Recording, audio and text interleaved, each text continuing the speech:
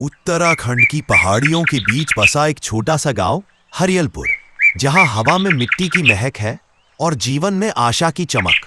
लेकिन इस खूबसूरत धरती पर एक बड़ा खतरा आने वाला था। इस गांव में रहती थी 15 साल की अनन्या पंडित, जिज्ञासु, साहसी और प्रकृति से गहरा लगाव रखने वाली। वह कहती थी, पेड़ बातें नहीं करते पर सुनते जरूर हैं। कंचन वन हरियलपुर की पहचान है, हरा, विशाल और जीवन से भरा हुआ। पर अनन्या आज कुछ बदलता हुआ महसूस कर रही थी। जंगल के बीच में उसने देखा नत्थू काका को, हाथ में कुल्हाड़ी और सामने एक बूढ़ा पेड़। अनन्या का दिल कांप गया। काका, इस पेड़ ने तुम्हारा क्या बिगाड़ा? नत्थू काका बस इतना ही बोले, बेटी, मजबूरी है। गांव में मीटिंग बुलाई गई।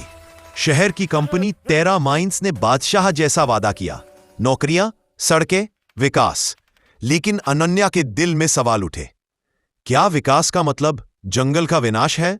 उस रात अनन्या ने अपने पिता की फाइलों में छिपी सच्चाई पढ़ी और उसकी आंखें भर आई। अगर जंगल कट गया तो हरियालपुर सिर्फ नक्शे में रह जाएगा, जमीन पर नहीं। अगली सुबह अनन्या ने अपने दोस्तों को बुलाया, कबीर, तिष्ठा, ईशान और नन्ही गुया। उसने कहा कि बड़े लोग पेड़ नहीं बचा पाए तो हम बच्चे आगे आएंगे। और जन्म हुआ ग्रीन फोर्स का। पोस्टर, नारे, जागरूकता।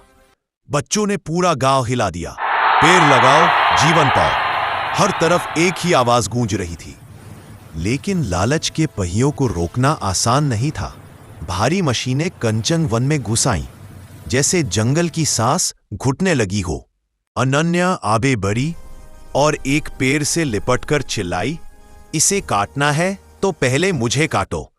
बच्चों ने साथ दिया और पूरा गांव शांत होकर दृश्य को देखता रहा।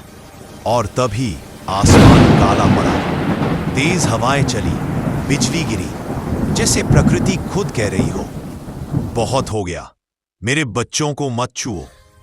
मशीनें खुद रुक गईं। लालच डर में बदल गया। गांव इकट्ठा हुआ।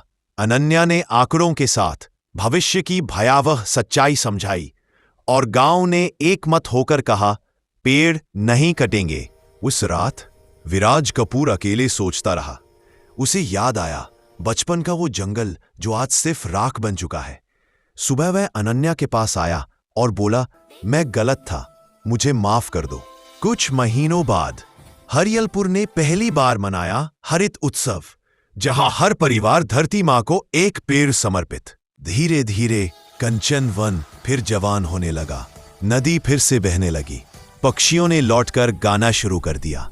हरियलपुर फिर हरा हो चुका था। आज अनन्या पंडित बड़ी होकर वैज्ञानिक बन चुकी है और दुनिया को एक ही बात सिखा रही है, एक पेड़ कम नहीं, एक जान कम हो जाती है।